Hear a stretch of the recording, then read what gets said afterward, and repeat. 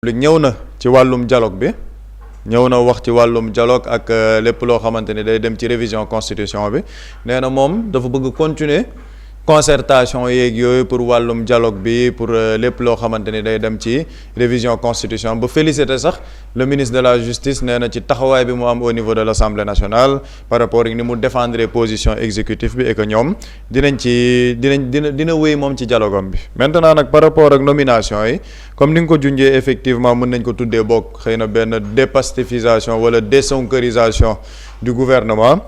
Parce que au titre de la présidence de la République monsieur Faly Seck administrateur civil principal moom nommé nañ ko président du Haut Conseil du dialogue social boobu c'était un poste vacant kan moo fa nekkoon Mamadou Lamine Diante bi nga xamante ne actuellement il est le ministre de la fonction publique moom moo occupé woon poste boobu ñu def ko ministre donc Faly Seck moom la ñu def président du Haut Conseil du dialogue social monsieur Abdoulaye Niane tamit expert fiscal nommé nañ ko délégué général à l'entrepreneuriat rapide des femmes et des jeunes muy DER en remplacement de Aïssatou Mbodj ñu gën ko xam ci Aïda Mbodj donc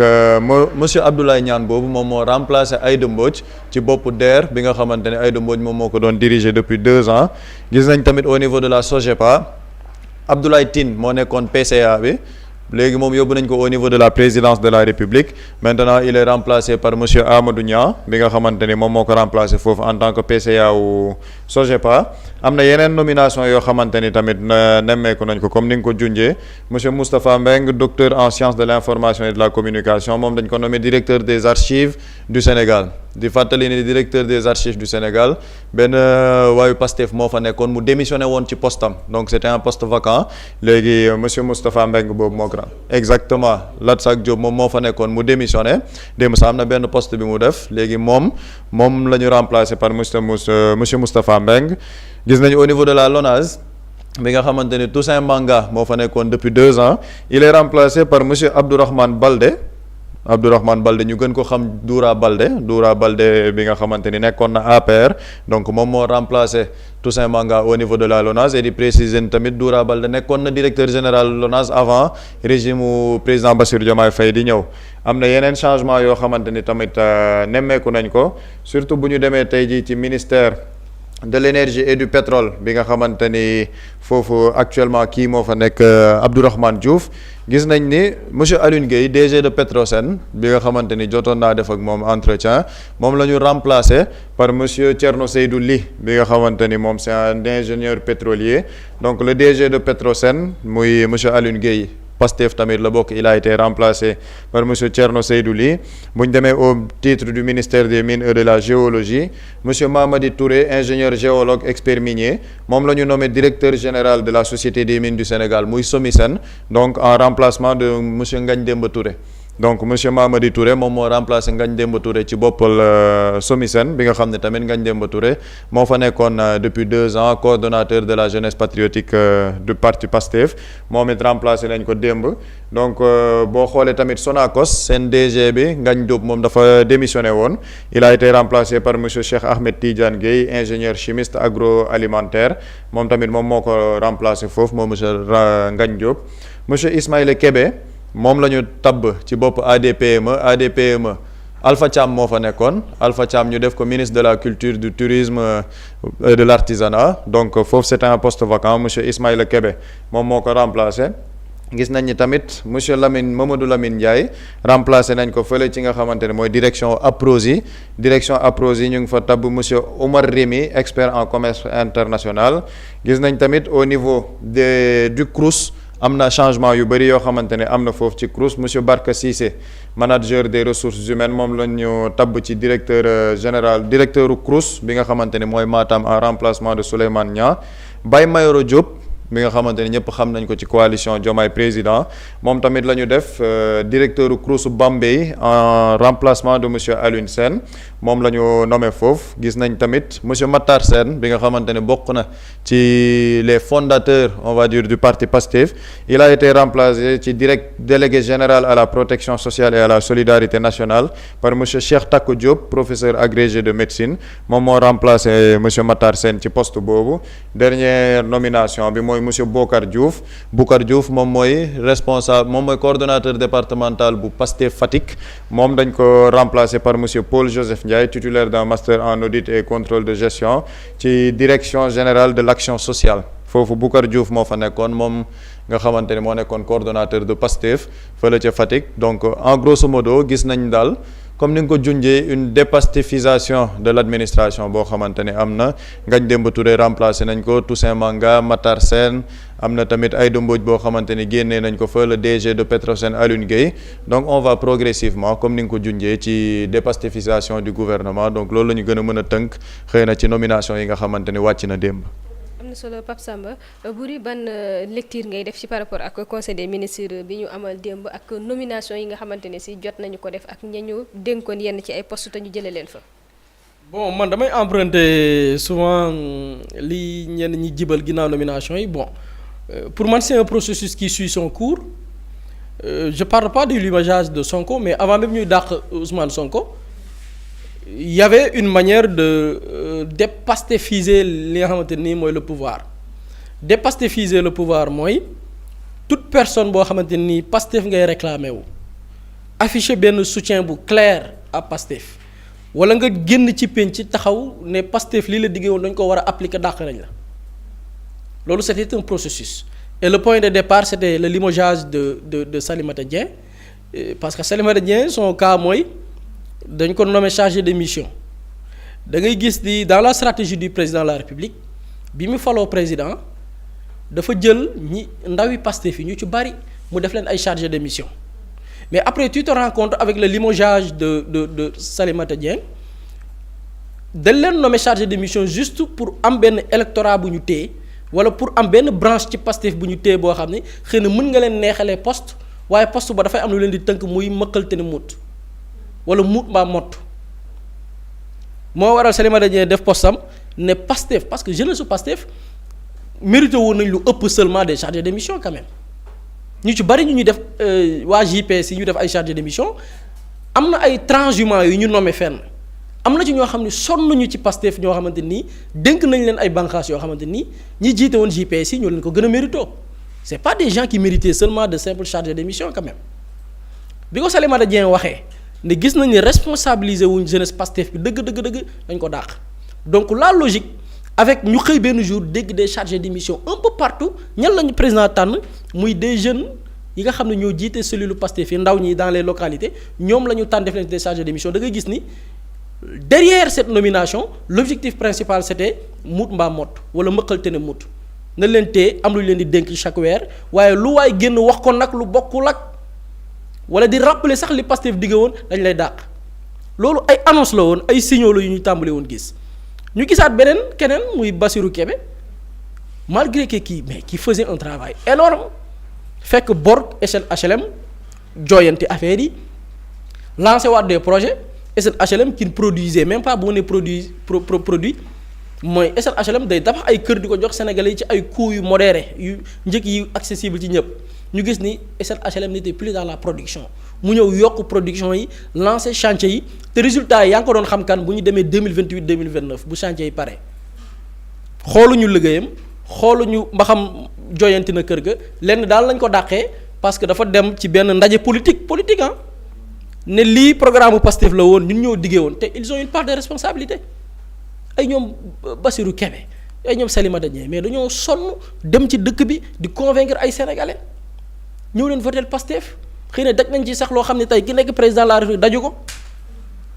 ñooñu ils ont un compte à rendre à la fin du mandat parce que ñoom am nañu ku ci ne sa gox communauté bi lay suivre convaincre que ay nit ba ñu voter président Bassirou Diomaye Faye donc tu es comptable du bilan ñooñu taxaw di rappeler bilan bi président jël décret moom it dàqaat Bassirou Kébé donc nga gis ni quoi le président certes on a dit c'est un pouvoir pastéfien mais Pastef ci essence bi yokku wi Pastef ci identité bi képp ku koy incarner au sein du pouvoir dañ lay dàq ba boobu la nit ñi commencé woon wax naan kon Ousmane Sonko kañ lañ koy dàq parce que li jeunes yi di wax moom lay wax mais c'était une question de temps un temps favorable pour dàq ko même bu fekkee ni président bi mu koy dàq c'était dans la précipitation pour man c'était une décision boo xamante ni keroog am na ko ma ci doon waxal irréfléchi bi ko président di jël man dama gëm ni ci gaawantu la ko defee la preuve dàq nañ ko après on est resté 10 jours composer un gouvernement parce que c'était précipité ci yàkkamte la woon. Après on a créé des soucis même pour composer une équipe boo sàggaree sax Amina jamono yooyu woo na la ne la ba xam bëggoo poste ministre wala directeur général di woote fu ne. Pourquoi? Parce que c'était un départ précipité. mbëbët la woon naam dañ doon xaar kañ la mais moment bi ko président bi def gëm naa ni du woon période boobu la ko bëggoon def c'était une question de temps bi ñu ko dàqee nag le choix c'était clair il y avait plus l'âme de Pastef n'était plus dans l'exercice du pouvoir il faut le dire turu Pastef moo fa nekkoon. Maintenant il fallait quoi même s'il y a des Pastefiens qui restent na nekk ay Pastefiens yi nga xam ne moom la militant Pastef di woowee ñiy ŋarale te bientôt parti bi dafa leen di dàq. Tu restes mais ci resté bi tu vas pas prendre position discours radicaux yi nga doon tenir dans l'opposition non tu vas plus le tenir programme Pastef bi non oui ñoo digg woon lii non doo ko fi wax boo bokkee Pastef aligné wu ci loolu tu restes mais boo bokkee Pastef nag ñu toog di la seetaan ngay dem ci congrès Pastef ñu ne lay bokk nga Pastef ñu lay gis ci les activités di Pastef samedi dimanche yaa nga fa. naan Sonko mooy suñu candidat 2029 ñoo ñëpp da leen di dàq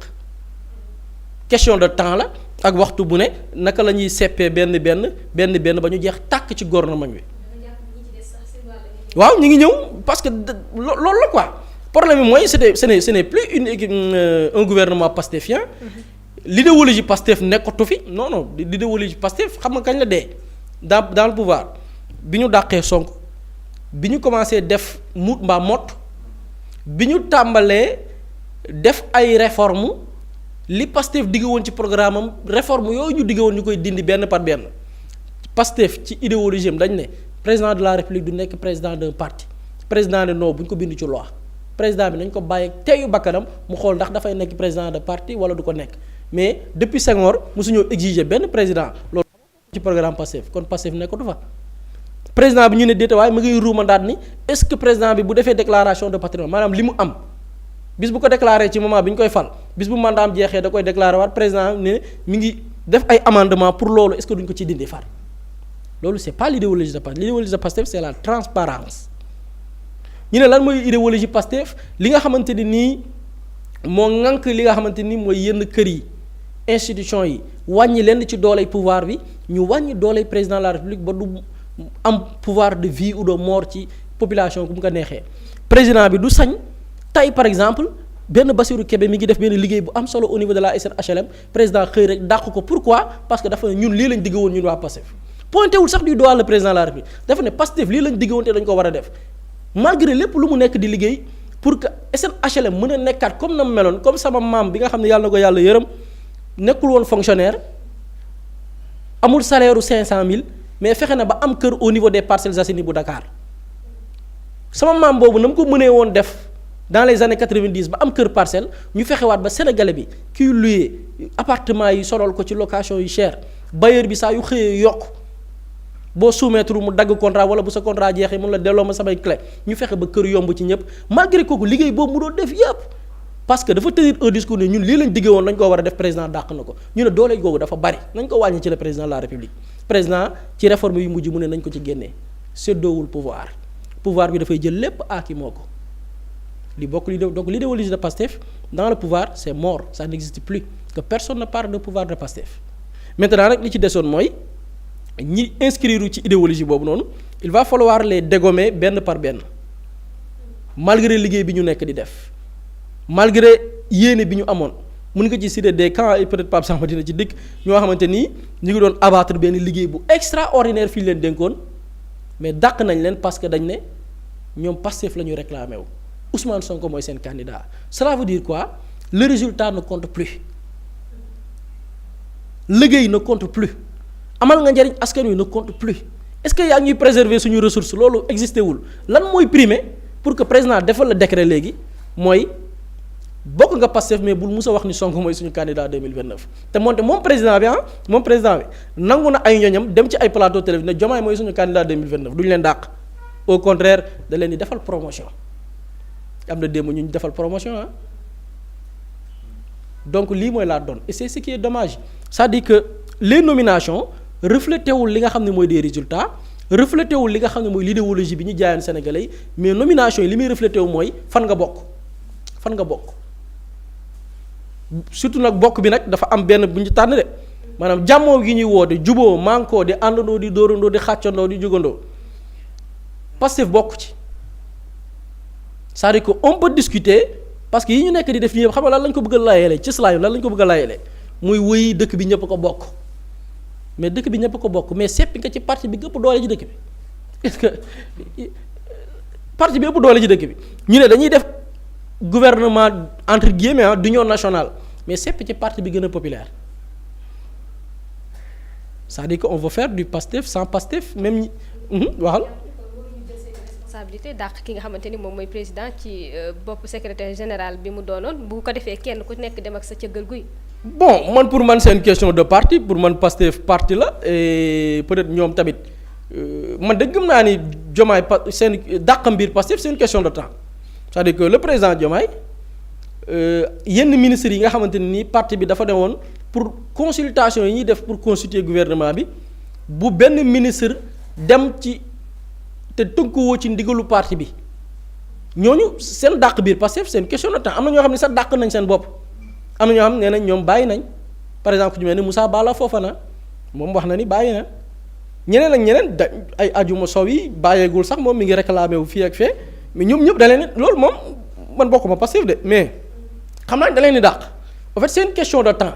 da leen di dàq parce que mënoo nekk ci parti dem amaat beneen yow nooy nekkee parti am fa responsabilité dem ne yaay coordonné xaw ma lan électoral stratégie xaw ma lan ci beneen coalition loo xam nga xel mënu ko nag nooy nekkee ci parti dem créer coalition wala mouvement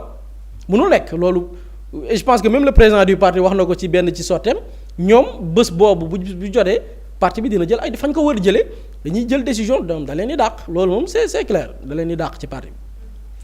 jërëjëf Boury Pape Samba ba tey ci loolu ndax nomination ak ñi ñu gis ñu dàq leen ni ki démb loolu duy dëggal que ne président pare na ci programme bi nga xamante ni moom la ñu ko fale woon 54% ak lii di parti bi di Pastef les Patriotes. man de dàq yi en réalité dama gis tey suba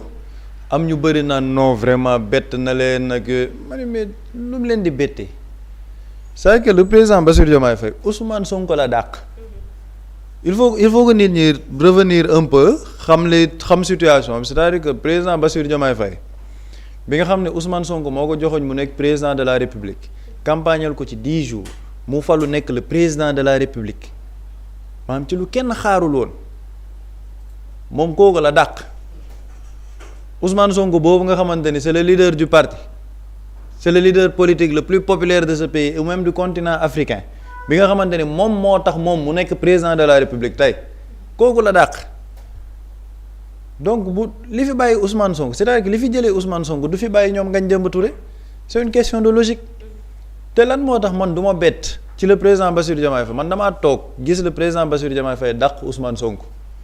ma toog gis le président Bassirou Diomaye Faye tabb Abdoulaye Tine porte-parole de la présidence dàq Ousseynou Ly porte-parole de la présidence boo xamante ni dafa génn di la waxal loo xamante ne amul nga tabb ko porte-parole de la présidence man dama gis le président Bassirou Diomaye Faye recevoir Antoine Félix Diome au palais ma gis Bassirou Diomaye Faye recevoir Amadou Ba ak Abdoulaye Daouda Diallo au palais ma gis le président Bassirou Diomaye Faye ne dootul def déclaration de patrimoine bu génnee loolu la bëgg ñu génne ko ci révision constitutionnelle bi le président Bassirou Diomaye Faye ñëw ne moom dafa bëgg nekkat chef de parti politique wala chef de coalition politique ne moom léegi bëggatul def en concertation avec le premier ministre moom kese mooy déterminer la politique de la nation waay ku def loolu yépp lu mu def lan la lay bettee man personnellement ça ne m'étonne pas et man c'est juste dans la continuité de ce qu'il est en train de faire depuis quelques moments c'est-à-dire que amul dara loo xamante ne daf ci war a bettee te au contraire man damaa jàpp ne ñi nga xamante ne dañ ciy mer wala dara yàlla xam ne le président Bassirou Diomaye Faye li mu nekkee man li ma gëm mooy neexu ko de c'est-à-dire que ci ni mu nekkee nii lu ko arrangé dëgg amu ko moo tax tey jii comme yéen dugal ngeen révision constitution xaaral ma ñëw dàq ñoo xamante ne ci yéen lañ bokk ñoo xamante ne ils sont proches de Sonko c'est-à-dire que ce qui est extrêmement grave dans ce pays et loolu nag sénégalais yépp war nañ ci tiit mooy on a un président qui fait des nominations pour des règlements de compte politique mais c'est extraordinaire c'est-à-dire que li nekk di xew Sénégal les gens ne s'en rendent même pas compte le président de la République li mu bëgg politiquement amu ko te gis nga dàq yii nii par compte-gouttes lay nekk prochain conseil des ministres dans 15 jours dina dàqaat yeneen DG Pastef te moom sax xam naa waa coalition duñu kontaan parce que waa coalition ñoom DG yu fort yi lañ bëgg ay CDC ay port ñoom yooyu la ñuy carte ñoom yooyu la ñuy xaar mu jël ko donc bu ñu gisee mu dàq SOMISEN ak yii nii sax dañ naan waaye yéex na parce que ñoom dañoo bëgg saay songu Pastef dàq DG yépp mais loolu xam nga lan moo tax ma ne le président de la République li mu bëggoon amu ko et c'est ça la donne bi changé au Sénégal il faut que gars yi am ci perception boobu xam nga lan moo tax li mu bëggoon amu ko le président dañoo yàgg jaay au Sénégal la toute puissance du décret c'est-à-dire que décret day tiital nit ñi décret moo tax poste DG nit ñi duñu wax ministres yi duñu wax poste décret boobu dafa taxaw ay ministre ne ñun décret boobu bëgguñ ko parce que dañoo am ay valeurs politiques yu ñu gëm donc décret boobu on n'en veut pas si on doit rester dans le gouvernement te lenn mooy tax ñu des fa mooy bañ a wax Sonko 2029 on préfère ne pas rester dans le gouvernement. On a aujourd'hui au Sénégal des hommes politiques qui refusent des postes de ministre pour des convictions politiques musul am Sénégal musul am sax ci continent africain on a des DG yoo xamante ne da nga leen di dàq ils sont soulagés am na DG yoo xamante ne sax man gis naa ñoo xamante ne ils sont nommés damaa jàpp ni sax actuellement dañoo nekk di kamikaze pour bëgg ku leen dàq parce que gars yi décret feesatul seen bët moo tax ma ne le président de la République ñi ko koy digal ak xëy na moom mi koy def ils ne se rendent pas compte de la perception bi nit ñi am ci décret am c'est-à-dire que le décret du président de la République tiitalatul nit ñi taxatul nit ñi di jaayati seen ngor léegi nit ñi dafa am lu ñu gëm le président de la République il a son décret c'est très vrai loolu ñu nangul ko gardien de la constitution il nomme aux emplois civils et militaires mais la perception a changé moo tax ma ne moom li mu def lan lay bettee nit le président Bassirou Diomaye Faye ci li Ousmane Sonko wax dafa bañ a recevoir El Malick Ndiaye Birame Souleye Diop Daouda Ngom Alioune Sall pour ñu waxtaanee ci orientation gouvernement bi lan moo tax mu bañ leen a recevoir respecté wuñ ma ndax dama leen woo wuyuñ ma mais kooku leneen lu mu def lu c'est-à-dire que ça ne te choque pas man loolu ça ne me choque pas du tout ku mën a jël El Malick Ndiaye ak Birame Souleye Diop nga ne yow doo leen recevoir yow président de la République ndax lan da nga leen woo wuyuñ la donc respecté wuñ la léegi nañ dem sax waxtaan ak Alamine Lo Ousmane Sonko bi la joxoñ nga nekk président de la République bëggoo toog ak moom waxtaan ak moom ci gouvernement ba mu ne léegi comme bëggoo gisanteeg man parce que dafa mel ni sama problème personnel kaay mooy yónni la ay ndawu parti bi ndawu parti boobu muy El Malick Ndiaye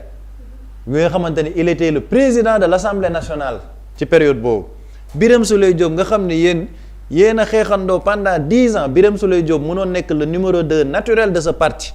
Ousmane Sonko bu tànnoon Birame Souleye Diop kenn du mer biir Pastef parce qu'il était le numéro 2 de ce parti il avait la légitimité politique et la légitimité administrative au sein du Pastef ñu tànn Bassirou Diomaye Faye mu rangé wu d'accord ak moom nekk ministre ci biir gouvernement am le président Bassirou Diomaye Faye ne ñooñu ñëpp du leen recevoir parce que respecté wuñ ko mais loolu man kooku bu dàqee Toussaint Manga ça ne me choque pas bu dàqee Ngagne Demba Touré ça ne me choque pas keneen ku mu dàqaat dans plusieurs ça ne choque pas et ñoom li ñu war a xam mooy psychologiquement les Sénégalais dañoo préparé wu c'est comme par rapport à la justice xam nga justice bi da ngay dégg ñu ne diw libéré nañ ne Sénégalais yi jiitu nañ leen foofu Sénégalais nee nañ na ñëpp génn Maodo Malick Mbaye na génn Mamadou Gueye bu Pikine na génn vraiment na ñëpp génn bu dee foofu lañ ci toll Sénégalais ñoom niveau boobu la ñu toll moo tax da ngay gis yenn saa ma gis ñoom seen camp yenn militant wu Abdourahmane Diouf ak yooyu naan vraiment très bonne nouvelle ak élimination Sénégal bi sax au moins am nañ lu neex suñu xol parce que ñooñu en fait ñoom lenn moo leen di satisfaire ñoom mooy jàpp nañ ne bu Pastef amee lu leen naqari rek ñoom politiquement ils sont contents c'est-à-dire que ñoom xalaatuñ ñoom politiquement ce qu'ils doivent représenter comment ils doivent aider le président de la République ñoom xalaatuñ loolu de mais ñoom li ñuy politiquer mooy lu neex Pastef neex lu naqari Pastef neex nañu ñoom looluy seen politique mais si le président compte sur ce genre de personnes là c'est-à-dire qu'on est mal barré moo tax ma ne man amul dara lu ma ci bett te le président ak ñi ko wër defe naa ne ñoom ñoo war a gën a am sax lu leen métti ñoom ñoo war a gën a am lu leen métti ci lan parce que le décret du président de la République ne fait plus courir décret am taxatul ay nit di daw boog nit ñi am valeur ba léegi parce que am na ñu mu tax a daw moom am na ñu mu tax a kamikaze vraiment de ni ko waa Twitter di waxee di manœuvre gain chaque fois ñu génn def publication tak pour le président gis leen te apparemment man ñooñu dama leen di conseil dana leen bu leen xaddi gën leen a continuer parce que apparemment ça paye parce que ña koy def yëpp ñu ngi leen di nommer mais son décret ne fait plus courir parce que on a des ministres yoo xamante ni dañoo bañ ñu reconduire leen xam nga maa ngi naan Pastef rek Mabouba Diagne il a été consulté convoqué woon nañ ko pour consulter ko pour reconduire ko ministère de l'agriculture il a décliné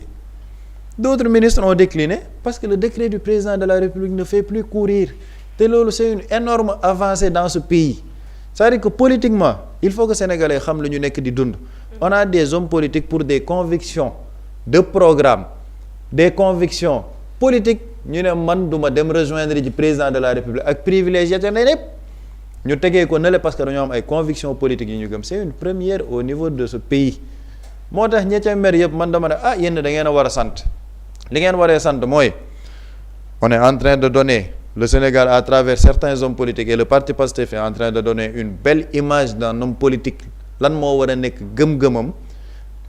homme politique war na tey ji am ay conviction ba du daw ci ginnaaw président de la République ci lan képp ku war a ñëw rek yow moom bul wax Sonko 2029 dama looloo ma jaaxal le président de la République ku wax Sonko 2029 comme ni ko buri di waxee dem congrès Pastef fës moo tax am na ci yenn DG tappalekat yi xam nga commencé nañ affirmé wu moo tax sénégalais yi nañ ko instant yi le président décret dafay imposer gars yi ñu affirmer seen position moo tax ngay gis ku mën a dem ci congrès CICES ba après ñëw def ci publication am tagg le président Bassirou Diomaye Faye ne le président kenn mënul wax ni il a renié à ses principes nangam sangam Ousmane Sonko quant à lui dafa gëm ni moom lii moom mooy doctrine am di tappale gars yi di def ay président de la République photo de couverture Facebook loolu xam nga lan la mooy président xëy na mën nga ñoo yaakaar ne ñu ngi fële mais ñu ngi ak yow ba léegi de waaw ñu ngi yëglu président ñu ngi yëglu maa ngi ak yow de maa ngi coalition boo bëggee sax ma ñëw fekk si la coalition Diomaye man Pastef nii damay rafetal nii mais newuma ca de gars yi loolu la ñuy doxal moo tax DG yi bëgg poste yëpp ca ngara la ba dinañ ci continuer yëglu nga baal ma mais am na sax beneen stratégie bu ñenn ñi jël par exemple da ngay xaw a ngarale tuuti cokkaas militants yi réagir nga ne comme que da ngeen may attaquer sax bàyyi na. mais xoolal yooyu la ñuy def ba pare li ci gën a garaaw moo tax il a très bien fait wax ma loolu sax gars yi xam nga nan la ñuy def boo seetloo ñiy affirmer seen position yëpp dañuy cokkaas militants yi ne gars yi affaire bi na leer instant yi li ngay wax nii leerul da ngay ngarale wala ngarale woo rek ñu commencé. Dictature bi ñu bëgg imposer ci parti bi duñ ko nangu le parti c'est un parti critique il ne faut pas que ñuy dem vers un fanatisme autour du guide des gens sont manipulés waaw man li ma defaral parti bi yaakaaruma ci woon dara man c'est parti bi defaraluma dara au contraire parti bi man maa ko defaral saay boo bëggee demal mais bul jël ali bi ñi des ci parti bi ne ñun lii ñu parti bi lañ gëm c'est-à-dire que ñoom bëgg nañ dem mais dañuy sóoraale seen demin nu muy demee maanaam nit ñi ban perception la ñuy am ci ñoom léegi dañuy victimiser wu nag cokkaas comme wax dara ci président Bassirou Diomaye Faye gars yi ñëw assaillir la ci commentaire yi ne la waaw li ngeen di def lii nangam sang nga victimiser wu parti bi kañ la commencé am ay saaga parce que da ngaa exprimer sa position ñun parti bi am na ci kenn koo xam ne tey nommé nañ ko ministre mu ngi wër ci famille religieuse yi rek ba mu demoon assemblée lan la waxoon man parti bi bu ma ci naree toog te du ma wax li ma xalaat kon ma génn ci parti bi parce que le président du parti loolu la ñu yàgg wax démocratie interne bu boo Ousmane Sonko nag ni Ousmane Sonko moo ñu yàgg gëmloo démocratie interne nit ki boo demee ba ci parti bi mënatoo wax sa xalaat sax loolu c'est une dictature de la pensée unique nit ñi topp ñu aveuglément Ousmane Sonko xam nga loolu lan la ñu bëgg a joxe comme image mooy nit ñi des toppatuñ projet bi toppuñ principe bi Ousmane Sonko la ñuy topp. moo tax nga leen di dégg ñuy naan ay Pastef authentique ñu naan ñoom bu ñuy dem di benn zone ne dañuy indi ay nitu Pastef ne ñooñu ce sont les pionniers de Pastef pour gëmloo nit ñi nan ñi nekkoon au début au niveau de Pastef ñoom ils sont en droite ligne avec li président wax parce que li président di def loolooy Pastef mais ñi des ci Pastef beneen bi ñooñu toppatuñ Pastef toppatuñ projet nit la ñuy topp jëmmam muy Ousmane Sonko ak ay bëgg-bëggam moo tax gars yi nañ savoir déceler les stratégies gars yi seen stratégie loolu la wàcc nag daanoo ci gën a gaaw boo bëggee demal te dem nga ngay dem noonu sax léegi dawlootul ñu bëri sénégalais léegi démystifier nañ poste ministre démystifier nañ poste DG poste PCA démystifier nañ ko donc le décret du président ne fait plus courir moo tax si on va vers une dépastification mais c'est très bien qu'est-ce que ça change rien man li may xaar mooy changer nañ Ngagne Demba Touré ki ñu fa tabb lan la fa nar a liggéey man les personnes ne m'intéressent pas mais ñi ñu fa nar a def lan lañ nar a liggéey ñooñu c'est ça qui intéresse maintenant si on te nomme benn Baye Mayoro Diop le Sénégal est mal barré. Muslay Immo Sénégal moo ñëw taxawu leen indi ay saafara ci jafe-jafe yi ngeen di dund ci wàllum immobilier yow mi bëgg a jënd terrain yow mi bëgg a jënd kër wala tabax jokkool ak Muslay Immo da nga am sa kër bëgg ku la ko terrasseel wala nga am sa tool bëgg ku la ko lotiseel defal la ko ay terrain Muslay Immo daf leen koy jàppandil gunge leen ci anam gu mucc ayib ku am sa kër itam te nekkoo ci biir réew mi bëgg ku la ko toppatool gérer la ko Muslay Immo moo ci gën a gaaw gën ci wóor yow mi bëgg a defaraat sa kër wala nga bëgg a toxu te bëgg ku la ko nettoyer ba sax nga bëgg a defar plan architecte plan béton armé wala nga soxla ay conseil ci wàllum immobilier contactel Muslay Immo Sénégal ci 77 887 25 13 77 887 25 13 man ngeen itam abonné ci seen YouTube bi di Muslay Immo Sénégal ngir yeneen i xibaar ak Muslay Immo Sénégal jaaxle jeex na ci wàllum dëkkuwaay. Quand l'immobilier devient une évidence, contactez-nous.